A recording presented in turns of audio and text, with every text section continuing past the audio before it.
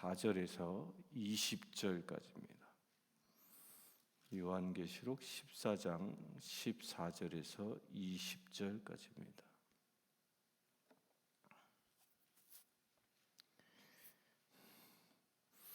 말씀 보겠습니다. 또 내가 보니 흰 구름이 있고 구름 위에 인자와 같은 이가 앉으셨는데 그 머리에는 금 면류관이 있고 그 손에는 예리한 낫을 가졌더라. 또 다른 천사가 성전으로부터 나와 구름 위에 앉은 이를 향하여 큰 음성으로 외쳐 이르되 당신의 낫을 휘둘러 거두소서. 당신의 곡식이 다 익어 거둘 때까지 이르렀음이니이다 하니 구름 위에 앉으신 이가 낫을 땅에 휘둘름에 땅의 곡식이 거두어지니라.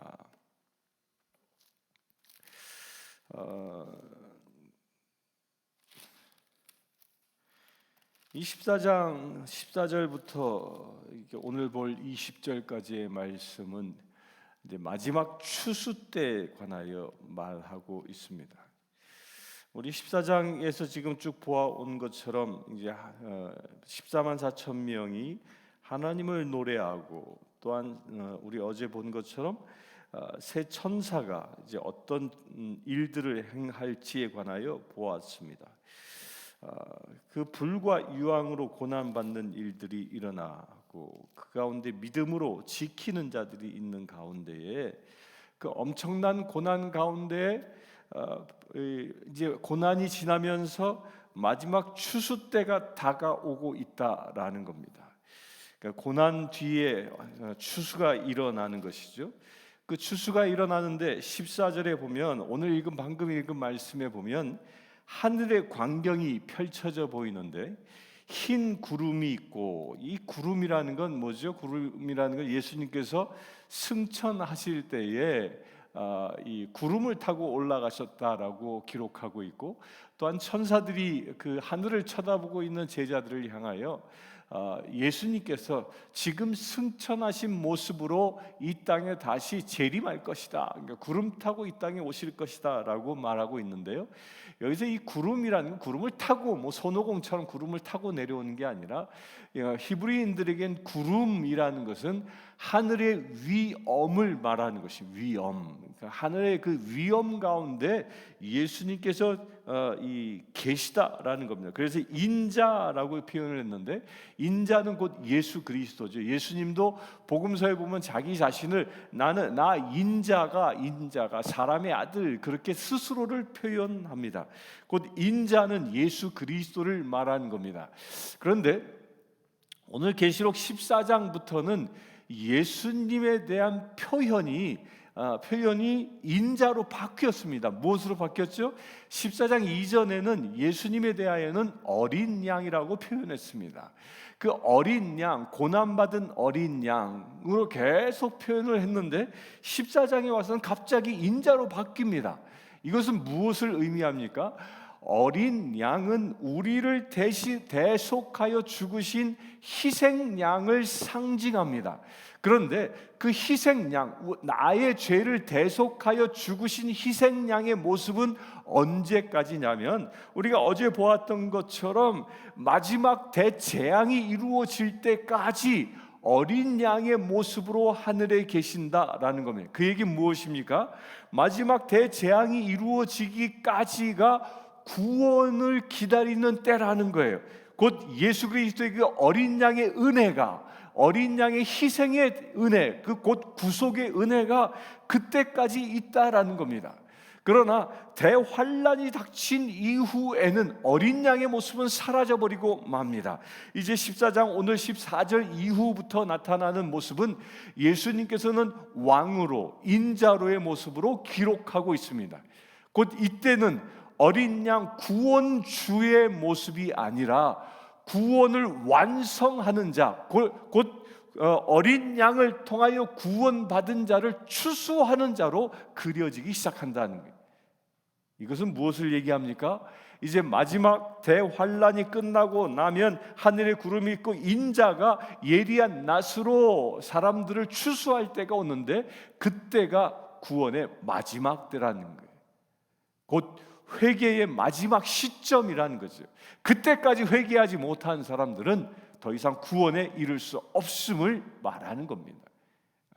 더 이상 어린 양으로 세상 사람들의 회개를 기다리는 게 아니라 이제는 심판자로, 구원자로, 구원을 완성하는 자로 예수님이 나타나시는 것입니다. 이게 언제요? 마지막 때입니다. 이것을 놓고 신학자들은 휴거의 때의 모습이라고 이야기하기도 합니다. 그래서 분명한 건 이제 오늘부터 보는 예수님은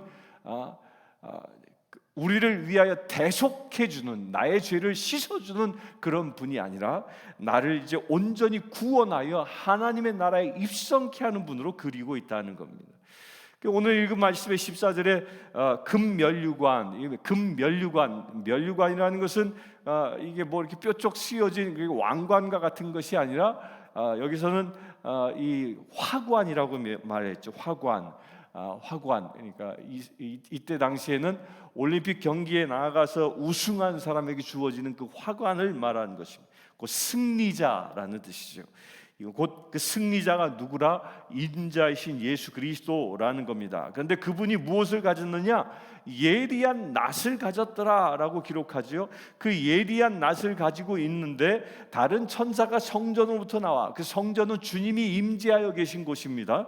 그곳으로 나와 예수님께 이야기합니다. 당신의 낫을 휘둘러 거두소서, 땅의 곡식이 다 익어 거둘 때가 이르렀나이다라고 얘기합니다. 여기서 낫을 가졌더라 했는데 이 낫이라는 말이요, 참 재미있는 말입니다. 이 낫이라는 말은 언제 구약에서 나타나냐면요, 이 낫이라는 말은 스가랴서 이 5장 1절에서 2절에 보면 이렇게 기록합니다. 내가 다시 눈을 들어 본즉 날아다니는 두루마리가 있더라.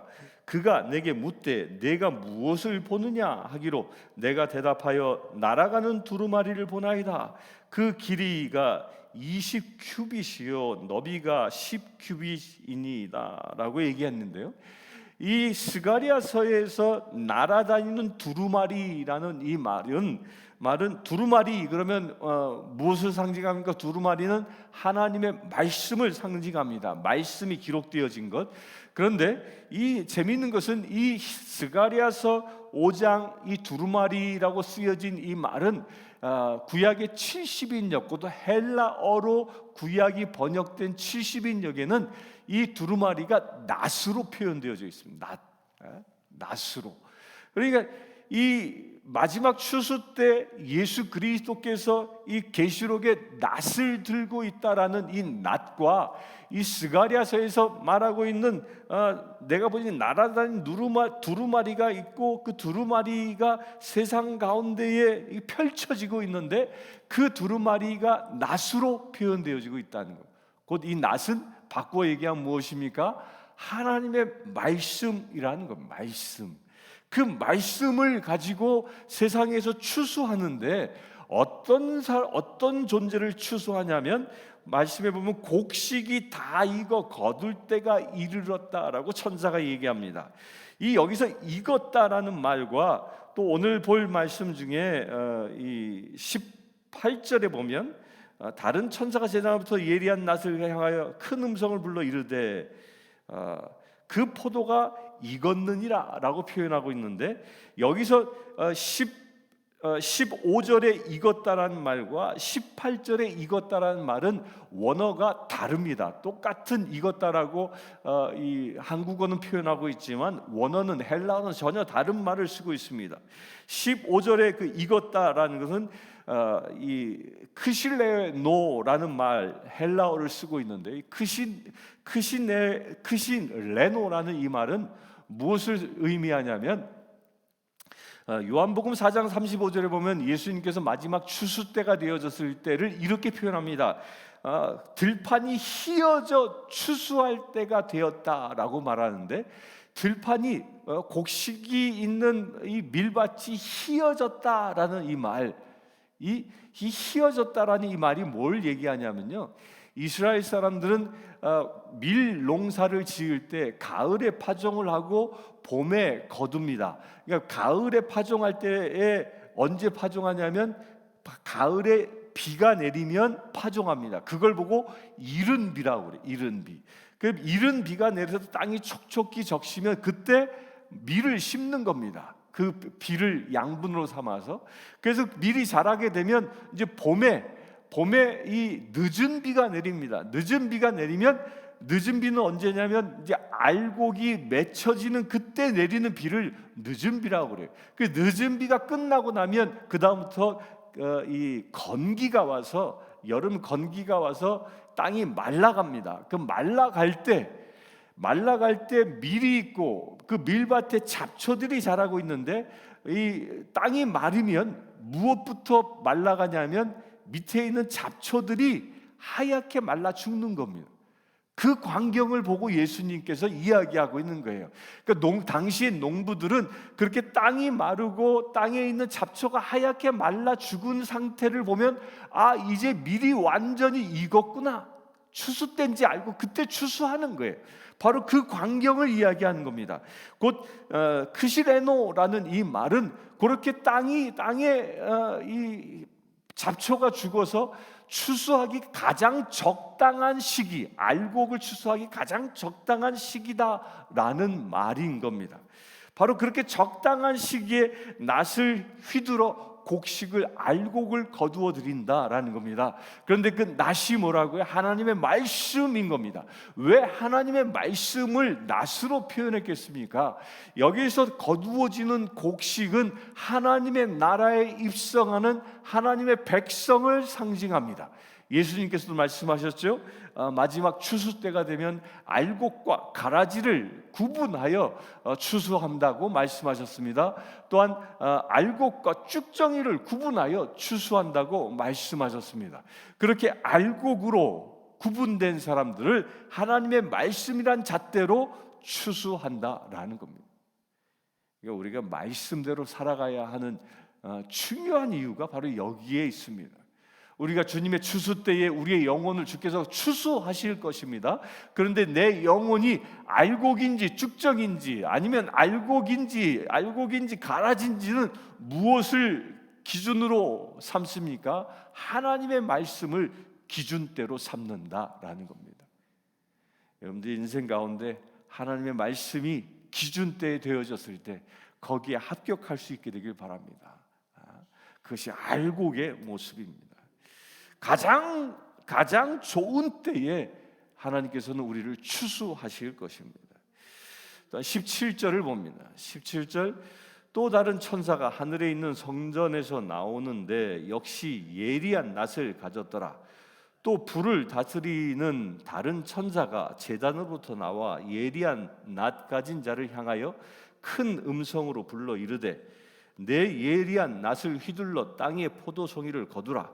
그 포도가 익었느니라 하더라.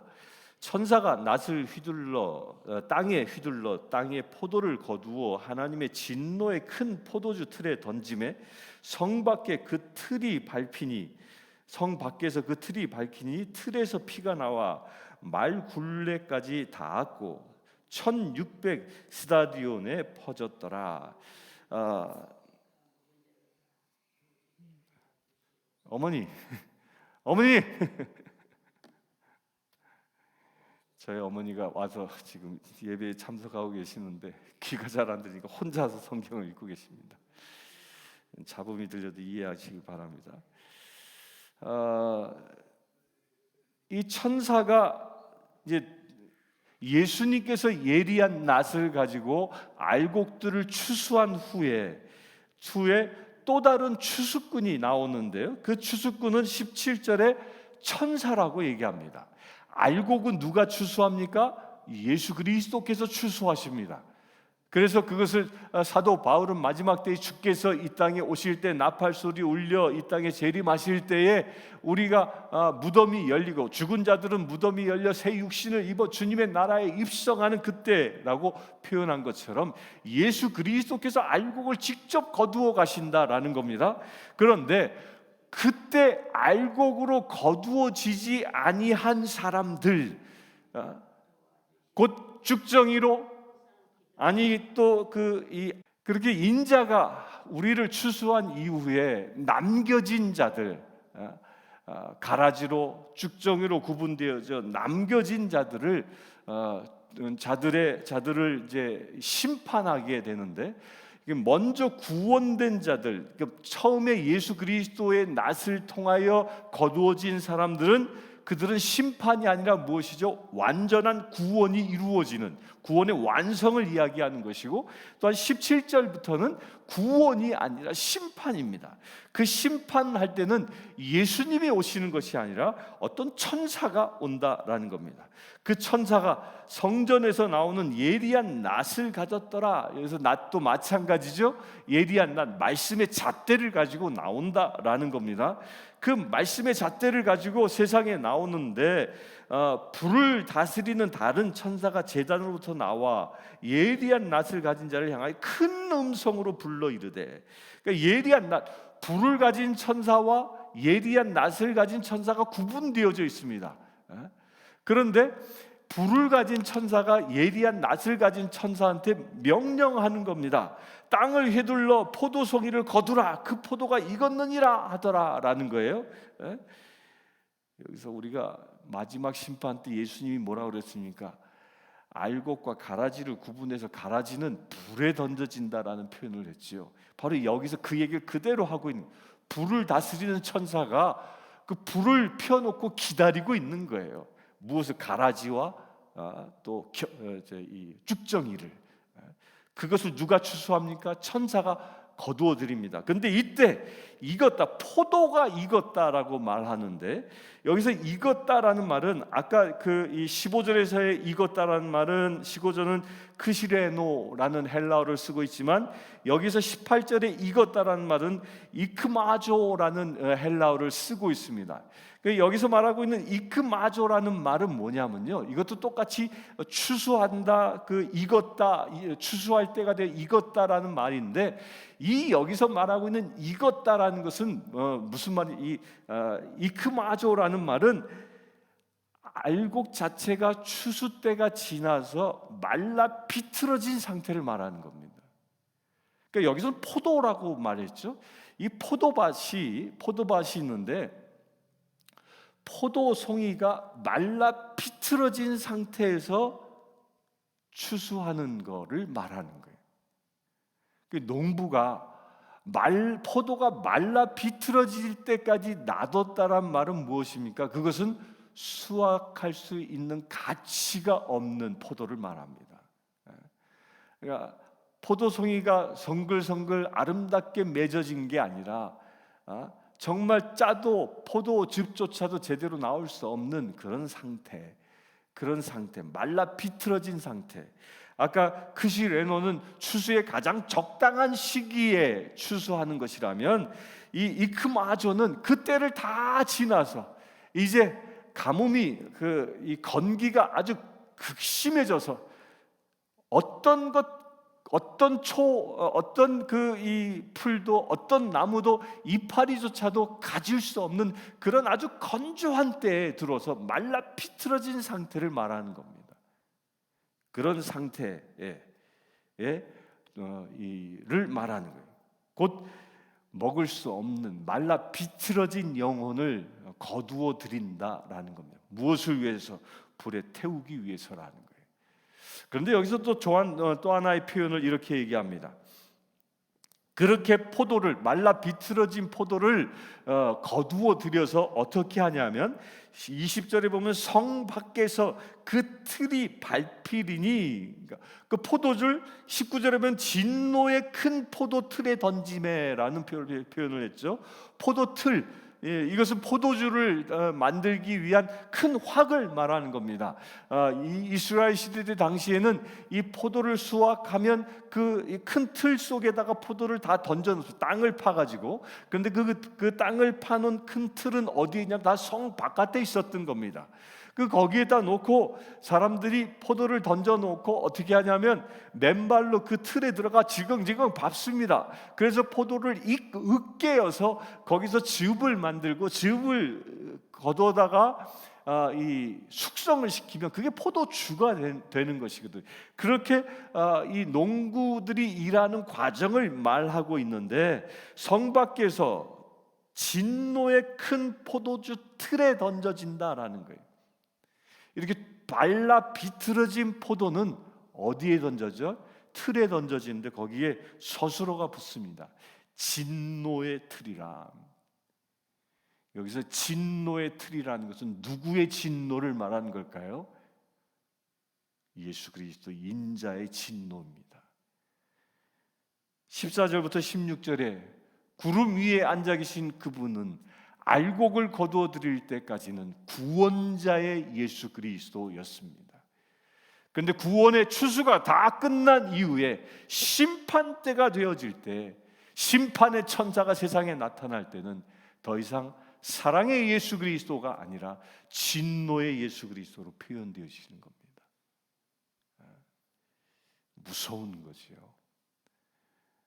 진노하시는 주님이 포도주 틀에 그 쭉정이를 던져버리고 맙니다. 그리고 20절에 성 밖에서 그들을 그 틀이 밟혀 그 틀에서 그 피가 나오는데, 피가 나온다는 말로 여기서 이제 직접 표현합니다. 그들이 누구라? 구원받지 못한 이 세상에 남겨진 자라는 것이죠. 그들의 피가 그 틀에서 솟아나오는데 그 피의 양이 얼마나 되냐면 말 굴레까지 닿았고 그 높이가 틀에서부터 피가 흘러 넘치는 겁니다. 이렇게 상상해 보세요. 거의 틀에서 피가 흘러 넘치는데 그 피의 높이가, 흘러가는 피의 높이가 말틀에 닿았다. 말틀이라는 것은 이 말에게 이렇게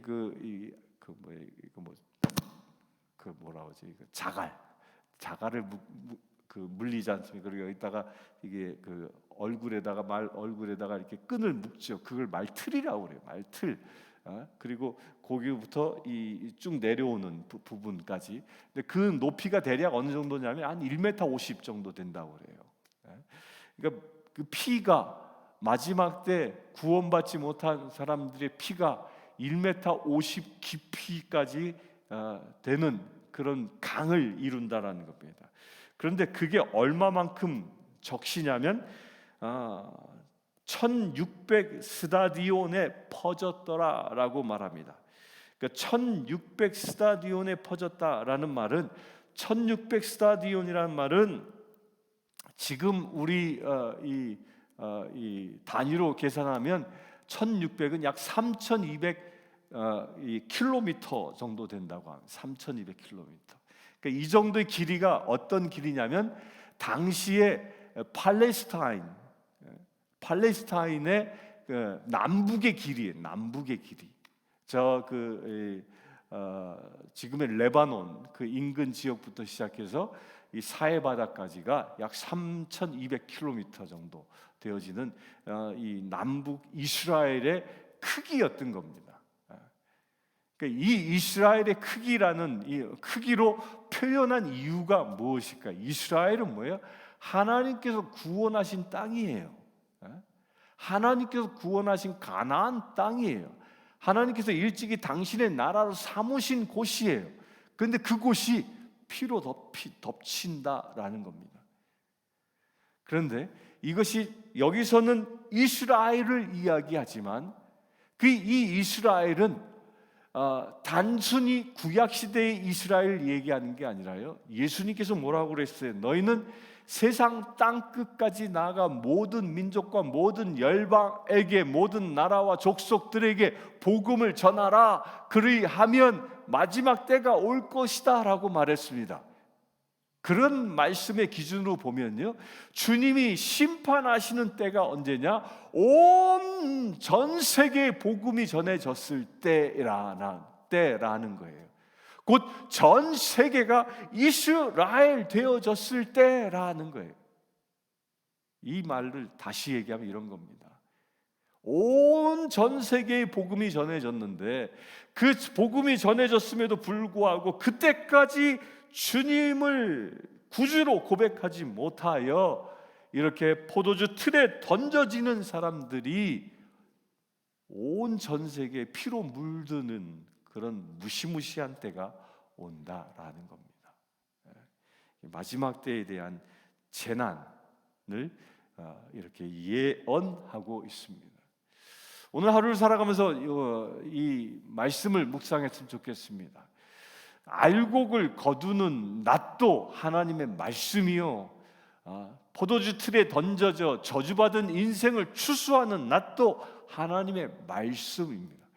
그렇다면 지금 이 순간 하나님께서 내 영혼을 추수하신다면 내 영혼이 알곡으로 구분되어질지 아니면 포도로 구분되어져 말라 비틀어진 포도로 구분되어져 틀에 던져지는 인생이 될지 한번 스스로 성찰해 봅시다. 그 답이 어디 있을까요? 내 주님은 오직 예수 그리스도요 라고 고백하고 있다라면 여러분들은 알곡으로 추수되어지는 귀한 주의 자녀가 되어질 줄 믿습니다. 그리하여 알곡답게 하나님의 말씀으로 오늘 또한 살아가 승리하여 하나님의 나라를 일구어 나가는 거룩한 날 되기를 주의 이름으로 축원합니다. 함께 기도하겠습니다. 주 아버지 하나님, 오직 주님만 의지하며 살아가기를 원합니다. 마지막 추수 때에 우리가 주님을 의지하며 마지막 추수 때에 인자 되신 예수 그리스도를 영접하는 귀한 믿음의 자녀 되어지길 원합니다. 알곡으로 구분되어져 주님 품에 안기는 놀라운 주의 사랑하는 자녀 되어지기를 원합니다. 그 일을 위하여 주님 간구하건대 하나님의 말씀으로 우리가 충만한 거룩한 인생 되길 원하오니 오늘 하루의 삶을 통하여서도 하나님의 말씀의 열매를 맺을 수 있는 거룩한 삶이 되게 하여 주시옵소서. 승리하는 삶이 되게 하셔서 늘 주님을 찬양하기 합당한 거룩한 믿음의 채를 되어질 수 있도록 이 시간 축복하여 주시옵소서. 우리 주 예수 그리스도의 이름으로 기도드리옵나이다. 아멘. 이 시간 우리 성신교회와 이 땅에 있는 모든 교회들이 참으로 알곡들이 모여 예배하는 교회 되어질 수 있도록 위해서 기도합시다.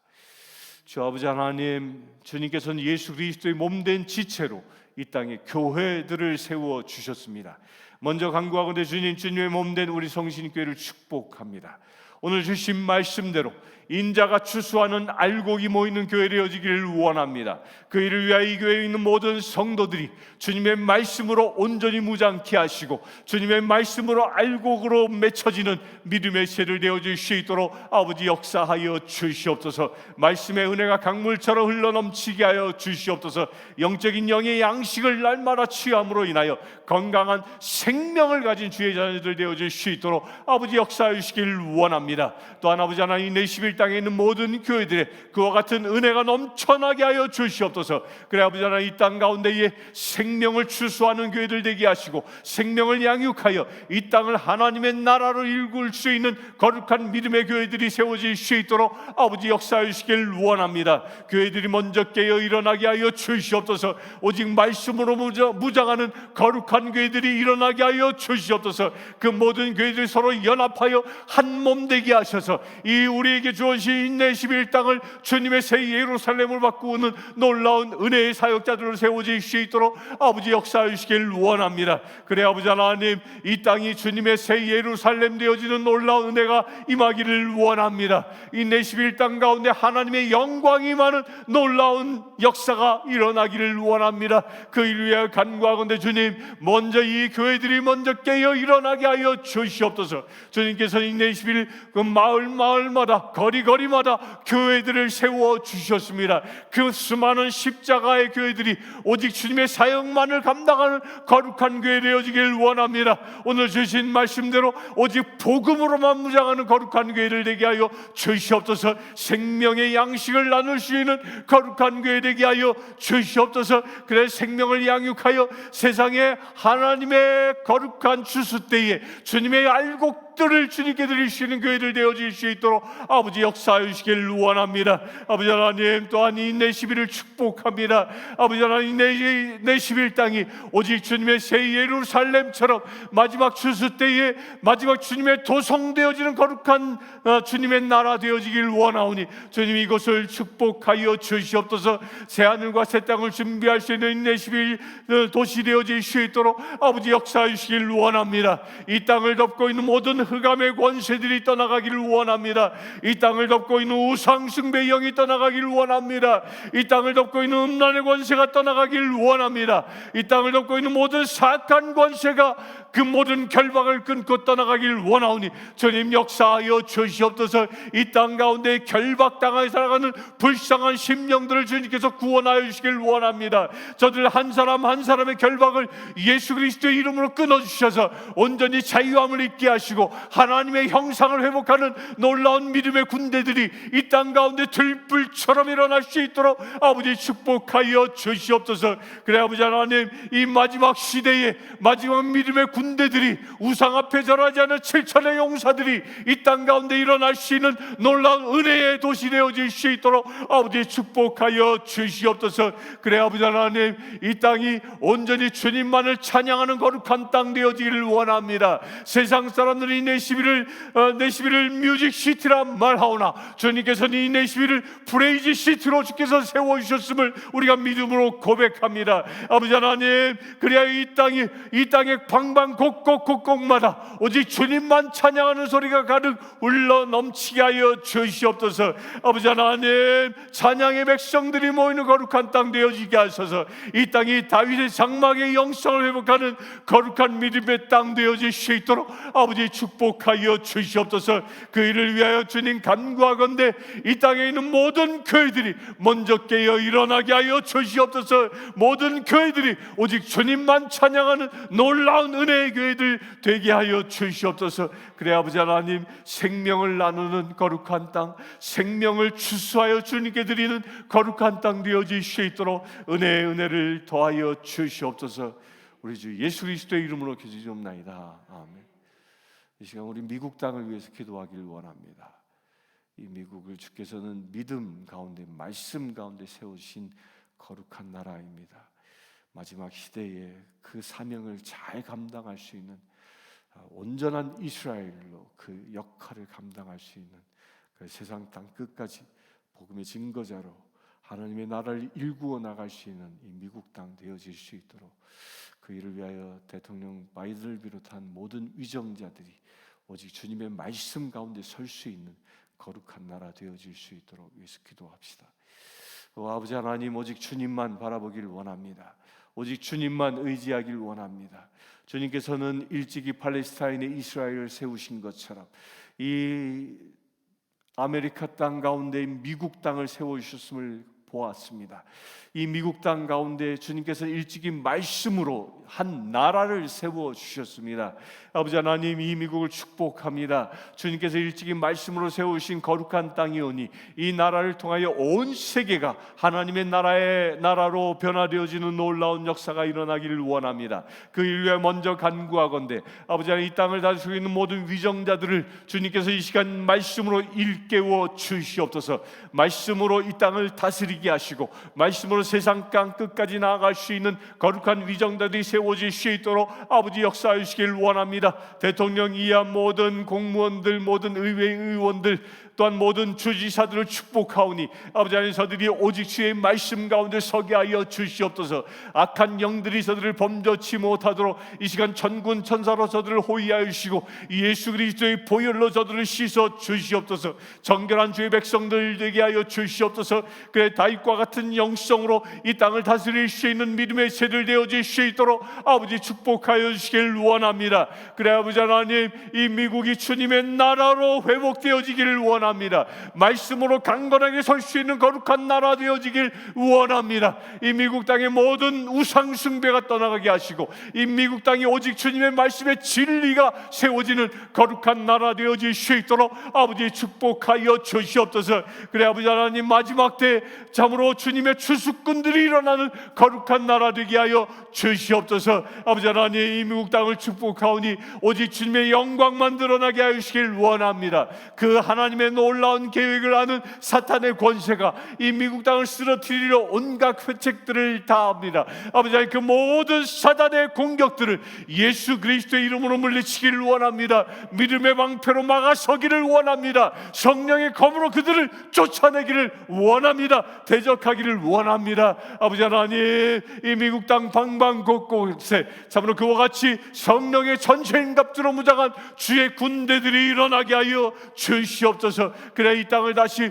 주님의 거룩한 나라로 회복하는 놀라운 은혜가 시작되어질 수 있도록 아버지 축복하여 주시길 원합니다. 마지막 때의 마지막 대부흥이 일어나는 거룩한 땅 되게 하여 주시옵소서. 일찍이 주님께서 이 미국 땅을 바이블 벨트라 하여 말씀의 부흥이 일어난 거룩한 땅으로 삼아 주셨음을 우리가 기억합니다. 아버지 하나님, 이제 이 땅 가운데에 말씀을 부어주셨사오니 성령의 불로 또한 임하여 주시옵소서. 모든 미국 백성들이 주님의 성령의 불로 무장하여 참으로 거듭난 주의 백성들 되게 하셔서 이 땅, 이 온 지구상에 주님의 복음을 들고 나아갈 수 있는 거룩한 믿음의 군대들이 일어나는 귀한 나라 되어질 수 있도록 아버지 축복하여 주시옵소서. 그래 아버지 하나님, 이 미국 땅이 새하늘과 새 땅을 준비하는데 온전히 수임받는 거룩한 나라 되게 하실 줄 믿사오며 우리 주 예수 그리스도의 이름으로 기도옵나이다. 아멘.